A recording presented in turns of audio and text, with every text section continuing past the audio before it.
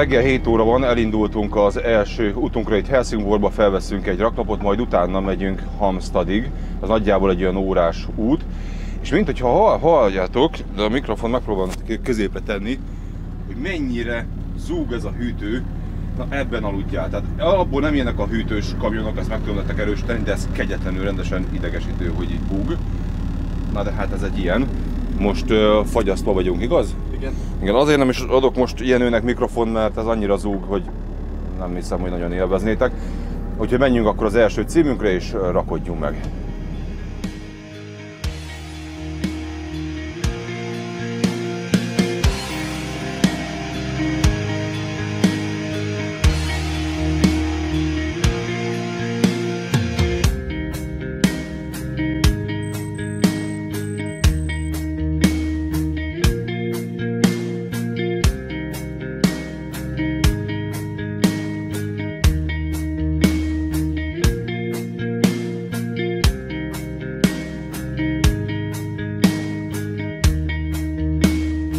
Az első rakodóhelyen 2 raklapárut veszünk fel, ezért Jenő beteszi a térre elválasztó ponyvát, majd a rakodás után mehetünk Halmstadba.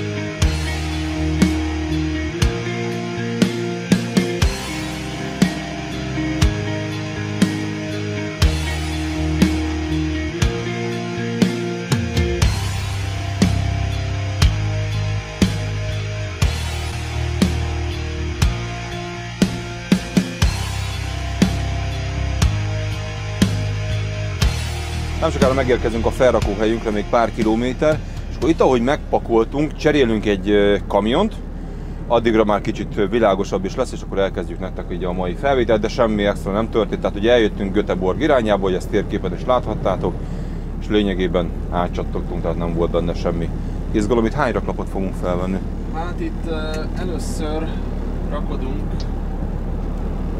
10 raklapot plusz 25-öt, tehát 35 raklapot fogunk. Oké, tehát akkor 35 raklapot. Úgyhogy ezt és akkor fagyasztott. Na, ha be tudok menni, mert ebben a hűtőházakban többször is ugye tegnap is volt, hogy nem lehet fotózni, nem lehet ezt, nem lehet azt. Kell neked valamit bejelentkezni a cégethez, hogy megérkeztél, vagy nem? De viszont rakodás után elküldtél egy... Igen, hát beszkenneltem ugye a papírt, és ők ezzel látják rögtön a számítógépbe, hogy már a céget letudtam. Kvázi meg van rakodva az áru. Szépen fogalmazom. Tehát magyarán ugye ez egy szkenner, és akkor igen, ugye Jenő beszkennelte, igen, és akkor így a főnök azonnal megkaptam. Most azért nem adok Jenőnek külön egy hangot még egyszer, mert miatt a zúgás miatt. De reméljük, igen, a csereautó már nem fog zúgni. És az is ugye egy Scania lesz. Állsz is egyből rámpára? Rámpára állok, igen. Na akkor most megpróbálok nektek ugye egy ilyen nézetet megint csak, hogy mi az, amit lát Jenő a tükörben. Ugye ő tükörből tolott, tehát ha észreveszitek, nem hajol ki. Megpróbálhatom úgy, de az nem az erősségem. Aha.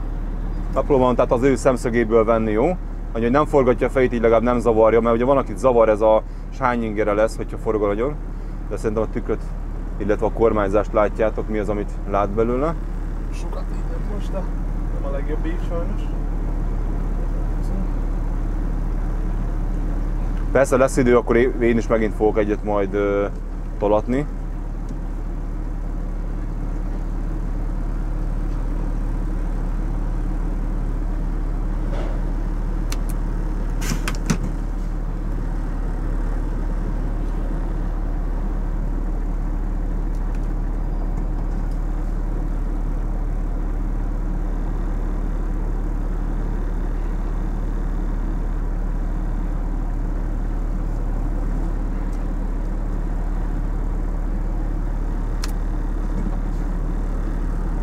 Itt lenne segítség, ha tudnék előre menni sokkal többet, de hát nem tudok, úgyhogy most még teljesen rossz irányban van az utánfutó, úgyhogy előre-hátra folyamatosan beljebb rakosgatva az utánfutót.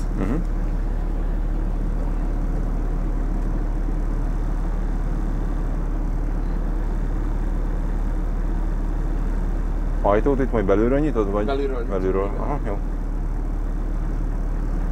mert már biztos felmerült megint valakiben a kérdés, hogy az ajtót nem nyitjuk ki.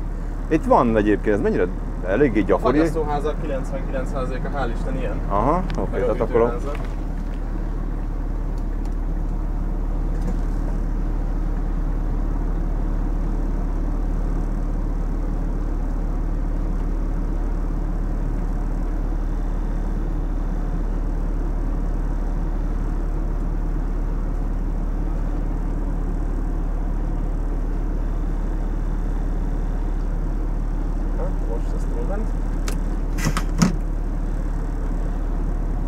azt mondtad tegnap, hogy a Volvo-nak ugye könnyebb a kormánya igen. Azzal, viszont jobb az ilyen manővereket csinálnak, akkor nem? Sokkal, ugye? Igen, ez mintha kicsit ilyen félszervó lenne ilyenkor, pedig nincs a terrautón egy deka súly se. Aha. Mégis kicsit úgy érezni, mintha ilyen félszervó lenne, de lehet csak a Volvo után ugye, hogy az meg kisúlyjal kormányzol. Aha. Na de most már benn vagyunk. Már íven vagyunk.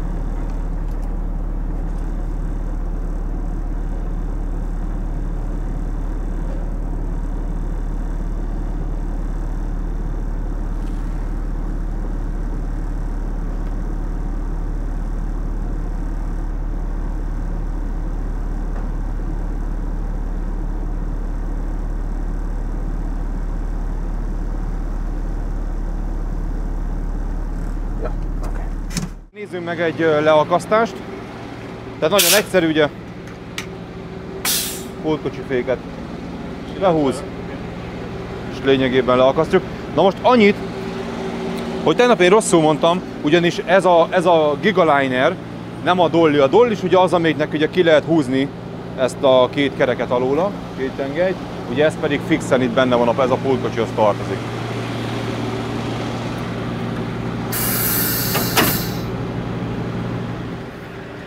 Igen, ugye látjátok ezt, ezzel itt azért bele lehet akadni, ugye van, aki ugye bele is akad. De ugye annak az oszlopnak is simán neki tudsz tolni. Na ez az, amikor kinyitod a fagyasztót. Hány fok van most benne? Mínusz 16, aha. Igen, tehát az így néz ki. Ugye ide jössz, elő van hűtve. Egyébként, hogyha nem lenne előhűtve, akkor egyszerűen addig nem álljál félre, és majd, hogyha mellélted azt a hőfokot, akkor rakodhatsz, vagy állhatsz rámpára. És akkor itt, hogyha figyelitek, látod, hogyha nem jól kanyarodna, akkor bele tudna simán menni abba az oszlopba, vagy tartóba. Van neki hátsó kamera, úgyhogy azért azt mondjuk, hogy látja, de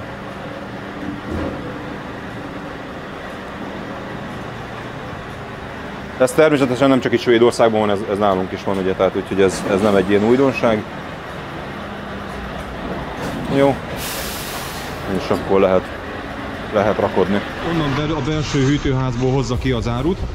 Jó, és akkor értelemszerűen megmutatták neki, hogy melyik az az áru, amit meg kell pakolni. És akkor most fagyasztott hús, amit pakol, és akkor ezt elkezdett tenni előre.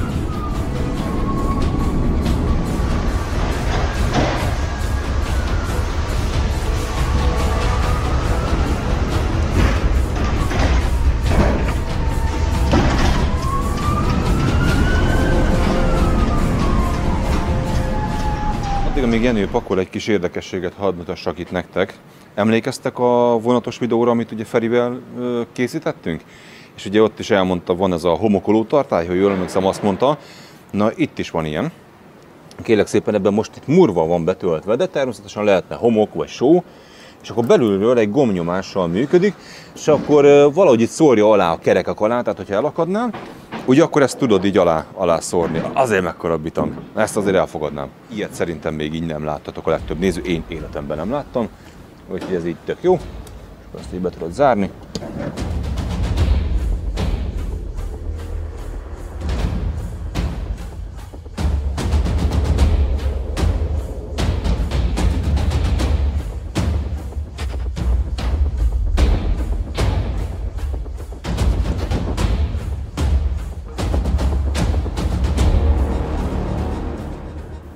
Rakodás után nem kellett messzire mennünk, így átmentünk a szomszéd céghez, ahol komplett szerelvényt kellett cserélnünk Jenőnek a kollégájával.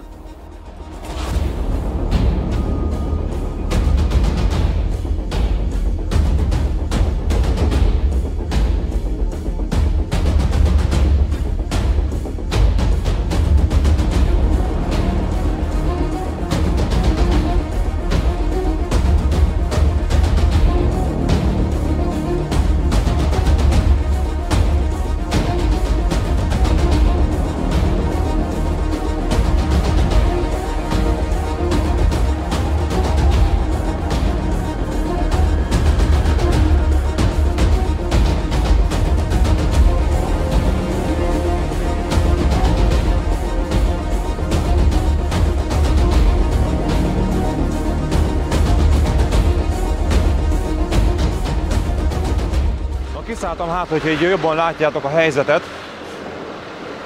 Hát ez még egy sima nyergessel is, mondjuk úgy egy szűkebb rámpa lenne.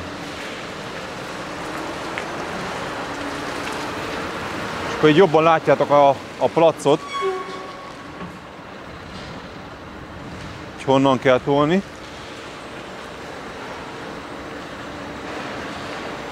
Illetve ugye itt a pótkocsinak a fordulását.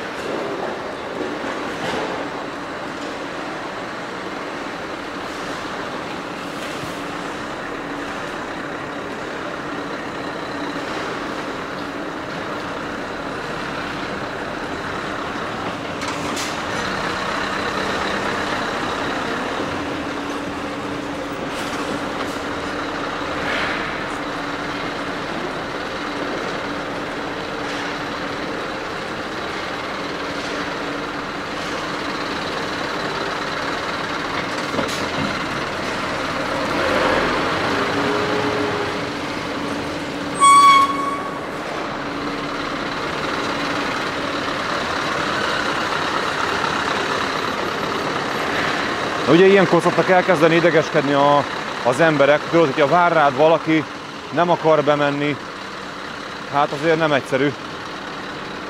Aha, talán. Hátsó kerék az szépen egyenesben van.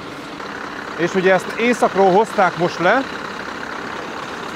Jenőnek még hozzá kell most pakolni, majd utána megyünk lerakodni, és akkor a másik srác, amit mi ide felhoztunk, az pedig ő viszi fel északra.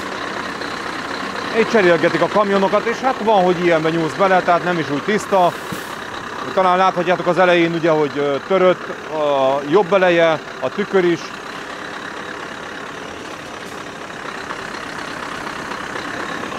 És bizony ugye így nem megy rögtön elsőre, de végül is sikerült.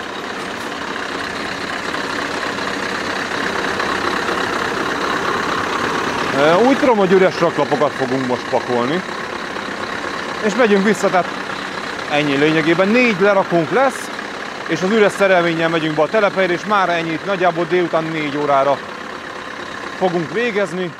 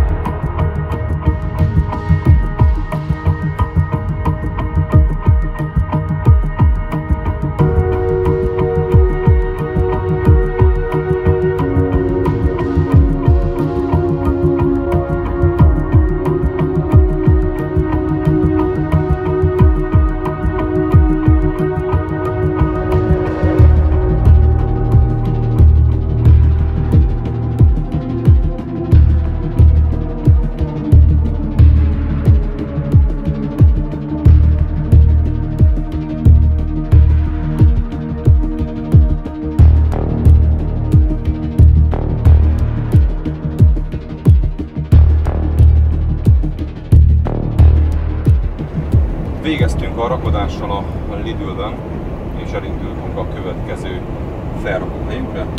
Lerakodni még? Lerakodni. Egy építkezésre. Oké, tehát egy építkezésre milyen városban? Bóstad a hely neve. Aha. Innen egy olyan fél óra, 40 perc. Oké, mielőtt valaki kiszólná, hogy Jenő kesztyűben vezet, hogy ennek az oka, hogy elég hosszos ugye ez a kamion. Hát, egyébként az Angliában is nagy divat, hogy aki napizós munkát végez, az ugye kesztyűben vezet, nem kell a kezet mosni, és akkor jön a kamion. Na viszont kanyarodjunk vissza egy picit az élettörténetedre, ugyanis itt hagytuk abba, vagy jobban ott hagytuk abba, hogy édesanyád cégénél elkezdted mondjuk úgy a fuvarozást, de csak C kategóriával, tehát Magyarországon, azaz költöztetésben kezdtél el dolgozni, majd úgy döntöttél, hogy mégiscsak kijönnél vissza Svédországba, immár a pároddal, és akkor innen folytass ki. Annyit kiegészítésnek, hogy legelején nem jött velem a párom, igazából én egyedül jöttem ki, és mindent felraktunk igazából erre, tehát belementünk egy távkapcsolatba, ami majdnem sőt akár pont az egy évet meg is ütötte. Tehát elég sokat voltunk egyedül, vagy távol, ami egy elég nagy próbatétel volt ugye a kapcsolatunknak, meg így a maga személyiségünknek is. Úgyhogy én igazából, igen, ahogy említettem, mindent felraktam egy lapra, kijöttem, hogy akkor most megpróbáljuk újra, ugye az alatt megcsináltam a E-kategóriát, GKI tanfolyamat, kiváltottam a sofőrkártyát, és akkor én ezzel jöttem ki, hogy akkor most újra megpróbáljuk, és akkor most már nem vendéglátásban, hanem mint belföldi kamionsofőrként, akkor keresek munkát. A nővéremék fogadtak be, úgyhogy náluk tudtam lakni, nekik volt egy ilyen kis különálló ház vagy lakásuk, és akkor én oda be tudtam költözni. És akkor onnan kezdtem el munkát keresni. Ugye, mint mindenki az elején e-mail és szépen cégkeresés interneten, és küldözgettem az e-maileket, angolul természetesen, mert svédül még mindig nem voltam olyan szinten, ami hát elegendő lett volna bármilyen formában, hogy én megjelenjek.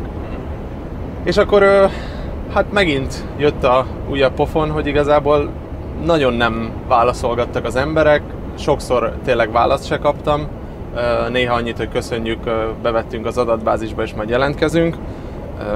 Ez 4 éve volt a jelentkezésüket, azt azóta is várom. De és hozzá volt sofőrhiány. Volt, hogyjaj, persze. Most is van egyébként. Igen, tehát az úgy mondhatni, hogy mindig van sofőrhiány. És akkor nem jöttek a válaszok, és én megint ott voltam, hogy hát igazából már kérdeztem magamtól, hogy most miért jöttem ki megint arra, hogy nem jön semmi, így mond, amit elterveztem. Otthon hagytam mindent, felmondtam, szakmát váltottam, azért nem kevés pénzt belefektettem ebbe az új szakmába, amivel tudtam nyugtatni magam, hogy ha elhelyezkedem, ez hamar vissza fog jönni, de azért mégis ugye nem olcsó egy jogosítvány megszerzése. Miért nem akartam magyar cégnél kezdeni, hogy valamelyik multinál, tehát ahova úgy gondolod, hogy felvesznek? Hát igazából nekem meg se fordult a fejembe, hogy én otthon dolgozzak. Nemzetközizni én abszolút nem akartam, ezt vállalom, tehát bárki ezzel megkövezhet, de én nem, tehát nemzetközizni soha nem akartam, és nem is fogok, bármennyire leromlik a helyzet, esetleg itt én akkor se szeretnék nemzetközizni. A magyar belföldi pénz az nem egy olyan hű, de szép. Hát akkoriban már emelkedett egyébként, de mindegy, azon én nem akartál, akkor nem. Ebben nem gondolkodtam. Nem, okay. Nem. Tehát akkor itt kint keresgéltél, de semmi válasz nem, de igazából nem mentél be személyesen egy céghez. Nem. Aztán jött az a állapot, amikor arra rájöttem, hogy én vagy tényleg beülök a kocsiba, és elkezdek munkát keresni személyesen, tehát hogy megmutatom az arcomat, vagy pedig akkor ennyi erővel költözek inkább haza, mert tényleg nem fog sikerülni. És több mint 4 hónap után, hát nagyon vicces, de autókáztam a Helsingbornak így a ipari negyedébe, és akkor félreálltam, miután már bementem 2 céghez vagy 3 céghez aznap, hogy akkor mi legyen így. Így ültem a kocsiba, mellettem az önéletrajzom angolul, és akkor így hátra néztem, és megláttam egy feliratot, hogy DB Schenker, és nem nagyon tudtam, hogy ők pontosan mivel foglalkoznak, annyit tudtam, hogy egy logisztikai cég, de hogy éppen ők itt ez most egy logisztikai elosztó, vagy éppen csak egy iroda, semmit nem tudtam, de úgy voltam vele, hogy hát akkor nézzük meg, hogy mi lehet, hát legrosszabb esetben elküldenek. És akkor bementem, és 2 csávó állt ott, és akkor oda mentem hozzájuk angolul, hogy tudják-e merre van a főnök, mert szeretnék vele beszélni. És akkor ugye hát ők elmosolyogtak, hogy angolul szólalok meg, de mondták, hogy persze, akkor elkísérnek. És akkor bekísértek a akkori főnökhöz,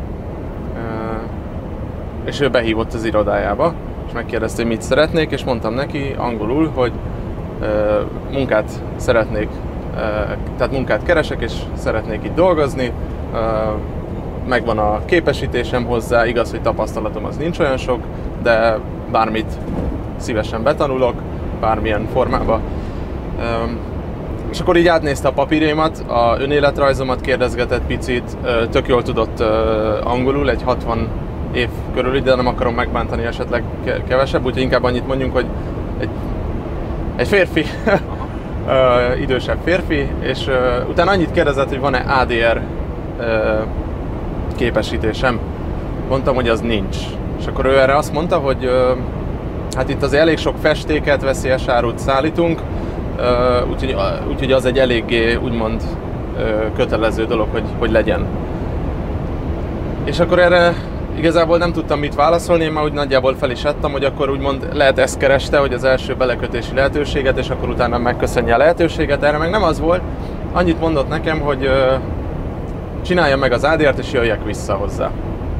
És nekem ez egy akkora lendületet adott abban az időben, 4 hónap munkakeresés után, hogy azonnal hívtam a otthoni, tehát magyarországi ismerősömet, aki segített nekem a jogosítvány, meg a GKI, meg minden megszerzésében, hogy nekem azonnal kéne egy ADR, haza tudok menni bármelyik nap, mondjad mikor van a tanfolyam, a vizsga, és megyek.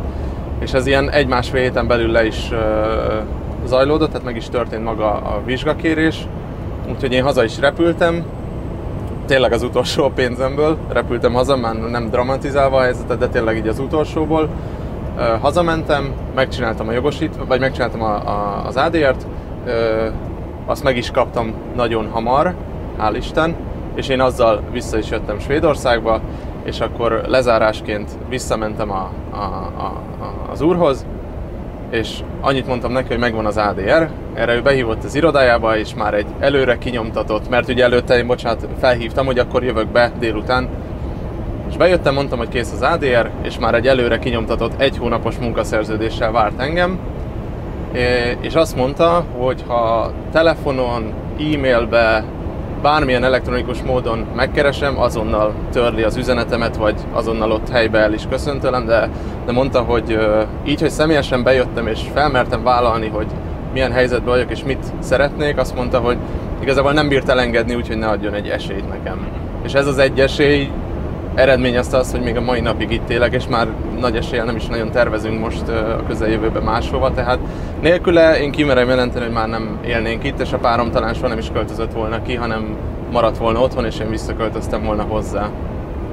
Érdekes, egyébként nagyon sokan megkérdezik tőlem, te, hogy külföldön kezdőként lehet érvényesülni? Hát persze, hogy lehet érvényesülni, csak hát ugye kell hozzá megfelelő nyelvtudás, bár neked most egy szerencsét volt, mert akkor úgymond angolul és hát egy nagyon rossz vagy alapsvéd nyelvtudással, igen. Alapsvéd nyelvtudással felvettek, és akkor téged lényegében angolul tanítottak be, akkor ugyanígy nem svédül. Igen, és az volt a nagyon nagy szerencsém, hogy ugye, mint említettem, tapasztalatom az 0 volt a CE kategóriába, azt leszámítva, amit ugye a jogosítványnál megszereztem, és ez volt a nagyon nagy szerencsém, hogy az első 1-1,5 hónapban nem adtak utánfutót, abszolút. Csak terautóval küldtek A-B, rakjál le, pakolj vissza, hozd be a terminálba. Tehát így teljesen az elejétől kezdve tanítottak meg engem, nem a mély víz, hogy kell a munka, akkor menjél utánfutóval, aztán tolassál rámpára, aztán megy, akkor maradsz.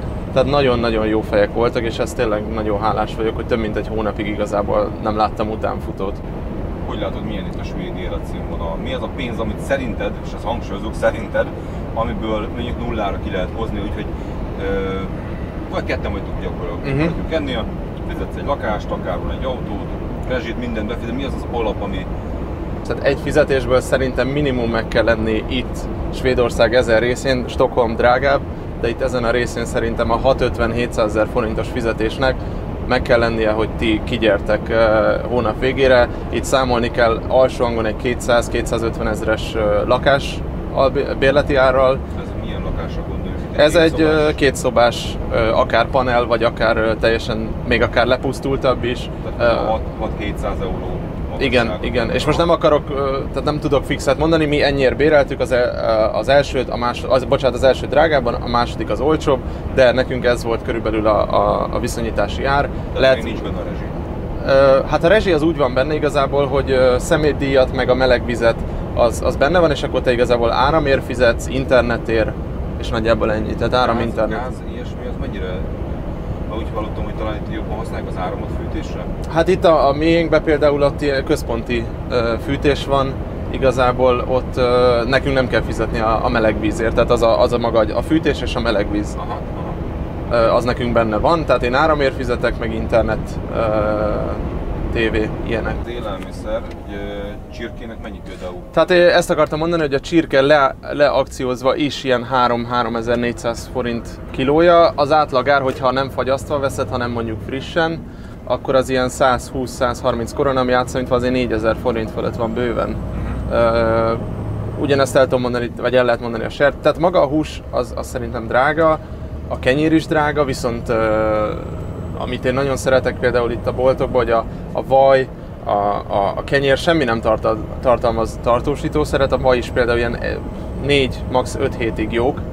Most ezt nem tudom Magyarországon hogy van, de itt például tényleg tartósítószermentes az összes, úgyhogy, de drágábbak, tehát tényleg azt el lehet mondani, hiszem ki lehet jelenteni, de biztos lesz, aki tud példát teszem, drágább sokkal az élelmiszer.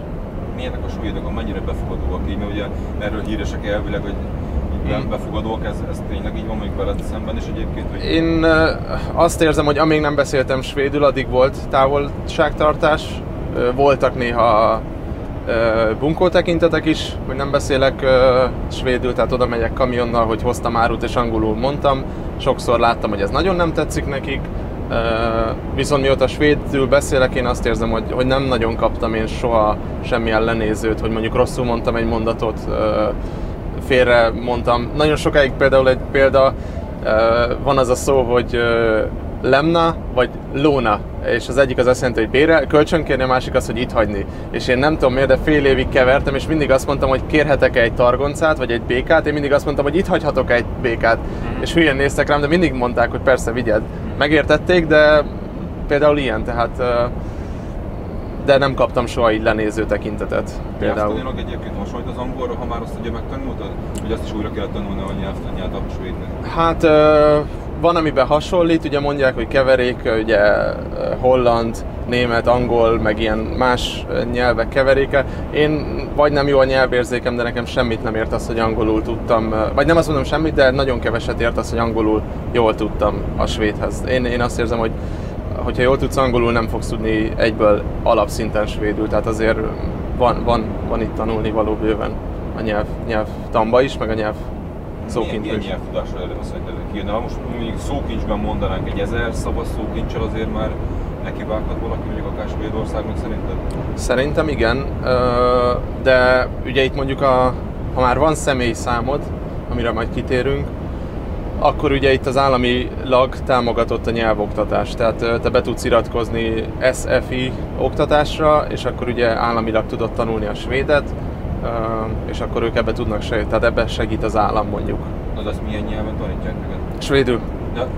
Tehát a legelején hozzád szólnak angolul, de kb. A második órától már csak svéd, aztán zárkózz fel. Elég érdekes. Aha, érdekes lehet, biztos hatásos, nem más esetek szerint megtanultad, ha már csinálják. Most a személyszámra kitértél ugye, hogy az nélkül nem kapsz munkát, amit ugye a párod is ugye érzékelt, mert azt tegyük hozzá, hogy valószínűleg nem olyan, de biztos, hogy valószínűleg hiány szakmára, mint mondjuk egy kamionsofőr érkezik ki, valaki elképzelhet, hogy ezt elintézi neki a cég, de még a párod ugye az nem. Nem, hát és tényleg kihangsúlyozunk, ez személyes tapasztalat, nem biztos, hogy így van mindenkinek nálunk. Kétszer utasították vissza a kérelmét, és harmadikra kapta meg. Nagyon nehezen sikerült. Az adóhivatal azt mondja, hogy találj munkát, a munkaadó azt mondja, hogy hol van a személyszám. Én személyszám nélkül nem veszlek fel, a munkaadó azt mondja, hogy anélkül meg nem kapsz személyszámot, hogy nincs munkád. Személyes tapasztalat, tehát lehet ez másnál máshogy van, vagy valaki tud valami másik utat.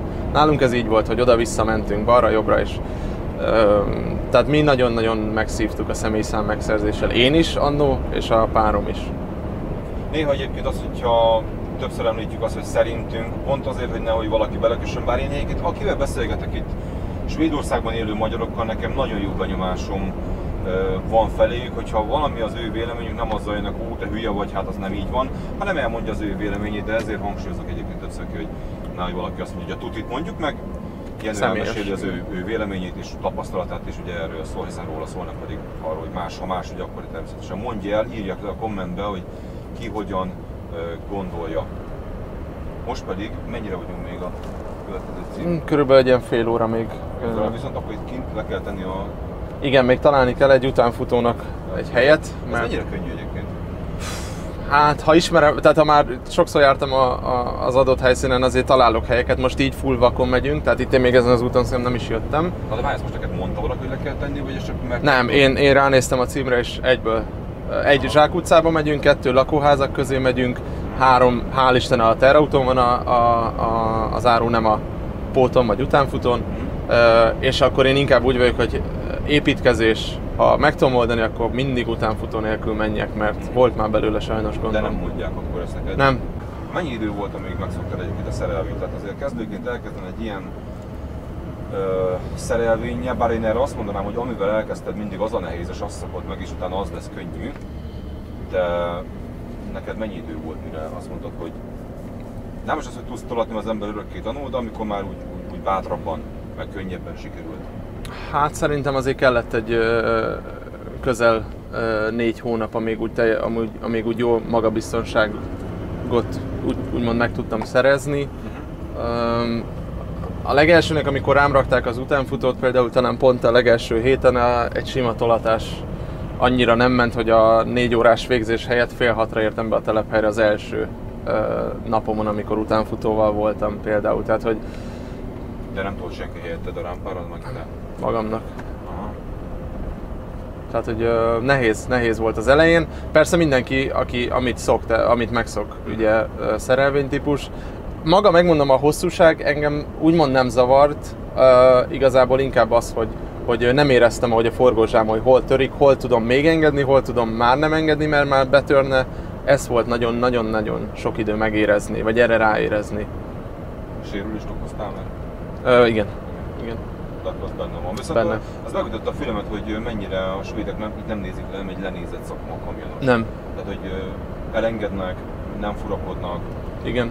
És tudják, hogyha középen mész valami, akkor azért, mert fordulsz, és ugye szűkebb lesz a pontosan. dolgok közé. Ezt jól tiszteletben tartják. Viszont akkor már kitértünk erre, vagyis nem a mai nap folyamán volt szerintem erről szó, hogy ugye személyiségi jogok. Van itt egy érdekesség Svédországban, méghozzá is a rendszámok, ami először is ugye kifutott a svéd rendszám, ami hamarosan Magyarországon is ki fog futni, és a svéd úgy oldotta meg, hogy egy betűt a számok mögé tett, és lényegében meg van oldott, tehát ezek az újabb rendszámok. Viszont a rendszám alapján információhoz juthat nem kevéshez. Bárki az autó tulajdonosáról, és akkor ez viszont a dereszortod. Igen, tehát igazából te itt rákeresel egy rendszámra, megtudod ki a tulajdonosa hol lakik, milyen lakásban lakik, annak mennyi az értéke a lakásának, egy felbecsült értéke. Azon belül még tudsz a személyről, hogy mikor van a szülinapja, tehát hogy mikor ünnepli a szülinapját. Van-e esetleg, azt hiszem még a gyerekét is meg lehet nézni, hogy van-e gyereke. Tehát konkrétan mindent megtudsz az emberről. És ez valahol rémisztő is szerintem azért. Otthon a büntetőfékezésen, tehát mondjuk beint valaki, nehogy már beálljon egy konvoj, és akkor azt mondják, hogy mit integettél, ugye? De milyen érdekes lenne egyébként, mennyit változna a világ, viszont te hogy érzed? Van itt egyáltalán ilyen, hogy közúton összevesznek? Mennyire divat ez itt szerinted? Hogy ez mondjuk szerinted visszatartó erő lehet? Hát... Vagy tudják, hogy igazából azért? Nem tudom, nekem egyszer volt egy büntetőfékezőm, aki eljátszotta velem. Az megint csak nekem follow volt, hogy azt mondtad, hogy átteszed a pihenőt, tehát kiveszünk egy 15 perces pihenőt, már erre kicsit furán néztem, mert hogy nem tudhatjuk, hogy mennyit fog pakolni a másik kolléga, és 15-nél, 16-nál ugye átnyomtad vissza a munkaidőre. Igen. Nekem ugye a cégem az órabérbe fizet engem, ugye én ki vagyok közvetítve másik cégeknek. És a munkám végén, vagy akár a hónap végén, ugye nekem le van ellenőrizve a kártyám, hogy dolgoztam. És mivel órabérbe vagyok, az nem tetszik se a főnökömnek, se a cég, aki igénybe vesz, hogy azt látja, hogy mondjuk azért, mert én egy Lidl parkolóba vártam 2 órát, hogy lerakjanak, vagy Lidl terminál, akkor én azon a 2 órában pihenőn vagyok, mert akkor ő ebből nem tudja eldönteni, hogy én vártam a munkára, vagy pedig aludtam. És akkor meg tudja kérdezni, hogy miért fizetek egy embert úgy, hogy pihenőn van 2 órát. Tehát nekünk úgy van, hogy 10 órás műszak van, akkor 11 órát dolgozunk, abból 1 óra a szünet, amit nem fizetnek ki, de azt ugye fel kell használnunk. És igazából azután, ha te felhasználsz pihenőt, akkor joggal kérdezi meg mindkét fél, hogy miért vettél ki több pihenőt. Ennek ugye lehet oka, hogy ha mondjuk annyira elhúzódik a napod, volt olyan nekem is, hogy egyszerűen többet dolgoztam, mint 10 óra, és ugye mivel 6 órán belül ki kell venned szünetet, 6 óra munka, nem vezetés, munkaidőn belül ki kell venned szünetet, és ha nem veszed ki, az hibának feljegyzi a tahográf, ezért bele kellett raknom plusz egy 15 perces pihenőt. Amit utána megkérdeztek, de mondtam, hogy nézd meg a napomat, kivettem 11-kor egy pihenőt, utána nekem ki kell venni délután 5-kor egy újat, különben 6 órán belül nem vettem ki szünetet. És ezért vettem bele még egy 15-ös, és például ezért most is tudtam, hogy nagyjából 15 percet fogunk állni, abból lett körülbelül 22, de azt a 7 percet én már nem hagytam pihenőn, hanem az már munkaidő, mert 15 percig pihentem, addig semmit nem csináltunk, utána meg várakoztam arra, hogy megkapjuk a csereautót. Tehát ezt én inkább így tudnám, hogy az órabér miatt ne kössenek bele. Régen az előző munkáján, ahol fix bérbe voltam, ott többször volt, hogy ilyen 1 óra 10, 1 óra 20 perces szüneteim voltak, azt a 20 percet meg se kérdezte senki, hogy mit csinálta. Ott az volt a lényeg, hogy a munka, amit aznap ráadtak, az el van-e végezve, vagy nem. Viszont az érdekes, hogy ha most ugye átteszed 45 perc után munkaidőre, és ott állsz relatíve, most akár alszol, de állsz 2 órát, akkor azt meg senki nem kérdezi. Azt senki nem kérdezi meg. Dolgoztál, vártál a raklapra, teljesen mindegy, de nem teszik szóvá. Igen. A pihenő zavarja ugye az emberek szemét, és ugye jól hallottátok az, hogy ugye mondtad a munkát tudtál, igaz, hogy a 10 órás műszakot. Igen. Az nem azt jelenti, hogy 10 órát vezet. Nem. Hanem azt jelenti, hogy 10 órás, az szó szerint az 10 óra munkaidő. Igen. Ennyi. Abban benne van minden. Tehát ugye nekünk, amikor beszélgettünk Jenővel, hogy mennyit dolgozik egy hónapban 220 óra. De ezt én kérem. Tehát dolgozhatnál többet is. Meg kevesebbet is. Tehát a minimum, az ugye minden hónapban megvan egy minimum, ez általában 168 óra, és akkor plusz-minusz. Ugye például július volt talán az évben a leghosszabb hónapot, azt hiszem 186 óra volt a kötelező, amit mindenki ledolgozott hétfőtől péntekig 40 órába. Úgy jött ki, ugye, mivel azt hiszem majdnem 5 hetes hét volt a július, 5 teli hét, ezért 186 óra. És én a 186-on felül én vállalhatok túlórát, vagyis extra munkát, bocsánat, nem túlórát, hanem extra munkát, és akkor így én átlagban ilyen 200 és 220 óra között dolgozok havonta. És ez tényleg, tehát ez a szeptember 1-től szeptember 30-ig, reggeltől délutánig, tehát ebben nekem nincs éjszaka, nincs sokszor, egy-egy hétvége néha beesik, ha én kérem, de a legtöbb az a rendes hétfőtől péntekig, reggeltől délutánig. Most egy kicsi érdekesség akkor, amit én dolgozok, mint ugye vállalkozó, és én ilyen 240 és 260 szerintem, tehát a napi 13 az szinte az alap nálunk, ugye néha meg a 15 óra is, és ugye ez heti 5 vagy ritkábban ugye 6 nappal, attól függ, hogy adja ki, mennyi rakodásom van. Tehát, hogy ugye Svédország azért az elég ilyen szempontból elég jól betartja, illetve megfizeti ezt a munkavégzést. Ha picit így a fizetésekről nem mondjuk meg Jenőnek mennyi a fizetése, ez ugye nálunk magyaroknál divatos, hogy mennyit keresel. Tehát itt egy ilyen átlagot, ha tudnám mondani, és ez megint tényleg, amit te tapasztaltál. Jó. Mert annyiféle, megint belemehetnénk 8 órás műszak, 10 órás, éjszaka, ADR, ilyen pót, olyan pót, hagyjuk is. Egy átlag kamionsofőr köböl, mi az a pénz, amit szerinted itt számíthat erre? Úgyhogy ugye megint csak ez a napizós, tehát otthon hazamegy, nem petelős, meg ilyen is van nemzetközi, és ne is volt. Igen. Az alap, amit ugye mondjuk úgy, hogy mintha irodista lennél, csak kamiont vezetsz, tehát a heti 40 óra. Én azt gondolom, hogy szerintem az ilyen 6:57-től indul, és utána, ha te vállalsz túlórát és dolgozol extrába, és szeretnél pénzt keresni, szerintem a határ az valahol 1,2 millió, 1,3 millió nál áll meg, de akkor az... Tehát igen, ebbe mindenki gondolja bele, amit gondol. Országfüggő, stb. Igen. Tehát ez a 6:50-től 1:3-ig szerintem. Jó, ebbe aztán benne. Minden azért azt megcsípte, remélem a füledet, hogy 40 órára, hány mondta, hogy 6:50? 6:57, igen. Az már ilyen szerdáról már ki van dolgozva, de mindegy, végül is oké.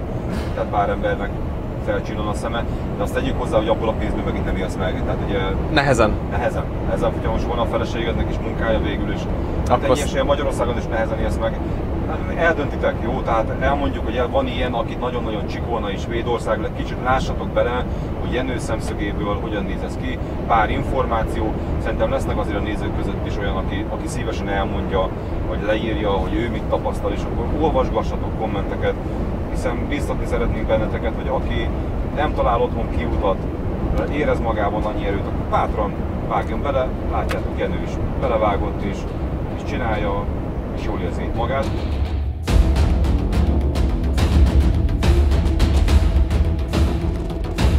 Jövőképetek egyébként régen ezt az amerikai álomra mondták, hogy egy ilyen ház, mondjuk ahol most így jövünk, egy ilyet szeretnétek, vagy megmaradtak egy ilyen társas ház? Nem, mindenképp házat, aha. Külső környék, tehát abszolút igazából a kertesház.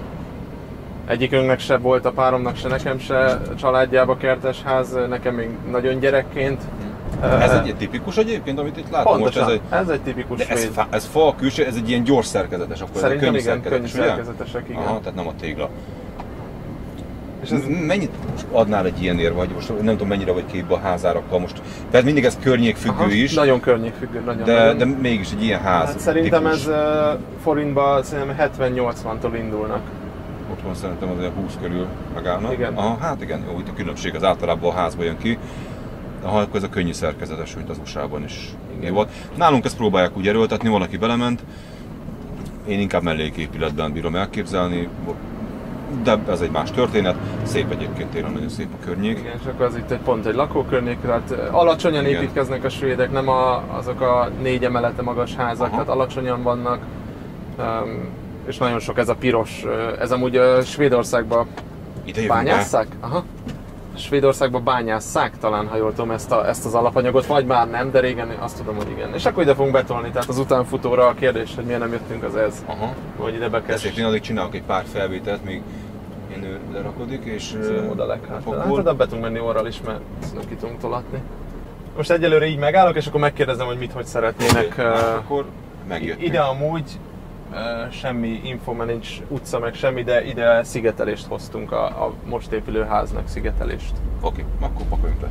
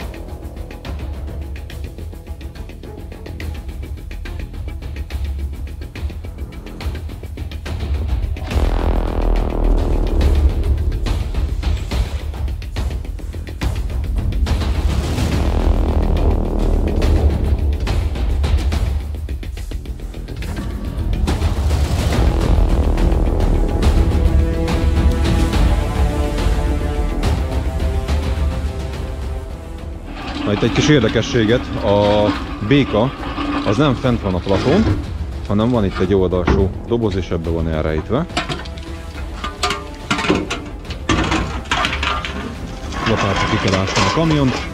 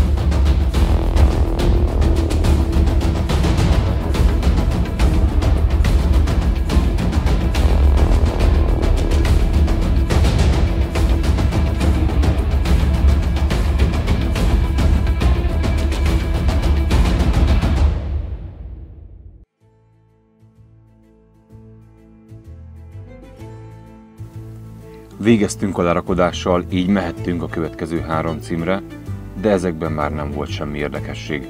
Viszont pihenőidőben ellátogattunk a másik legnagyobb gyorsétterem hálózat egyik éttermébe, a Maxbe, ami Svédország egyik legnagyobb hálózata, melyet 1968-ban alapítottak. Halas hamburgert és chili sült krumplit rendeltem, és az én személyes véleményem az, hogy a tegnapi, azaz a Sibylla hamburgere jobb volt, de ha erre jársz, feltétlenül próbáld ki. Most pedig nézzetek meg egy érdekességet, miként veszi le a Dolly szerelvényről a pótkocsit a kalmár, majd teszi fel azt a vonatra.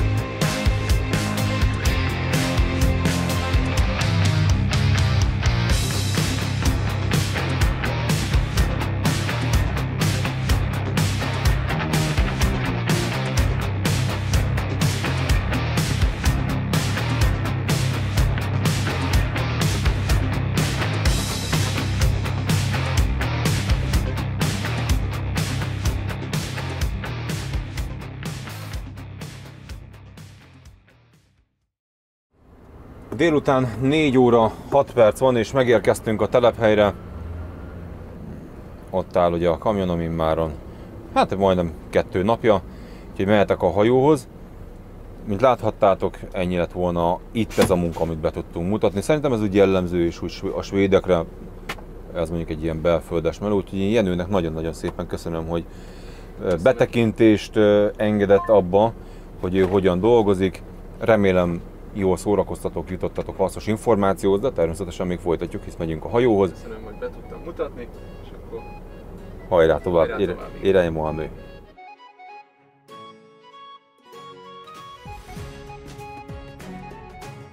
Megérkeztem Malmöbe, ahonnan indul a hajóm Lübeckbe, Németországba, ami 9 órás hajóút. Remélem sikerült sok hasznos és érdekes dolgot bemutatni, és egy kis pozitív töltést kapni így év végére. Köszönöm, hogy velem tartottatok 2020-ban is. Jenő és a magam nevében is kívánok nektek kellemes ünnepeket és boldog karácsonyt. Ha van kedvetek, tartsatok velem legközelebb is. Sziasztok!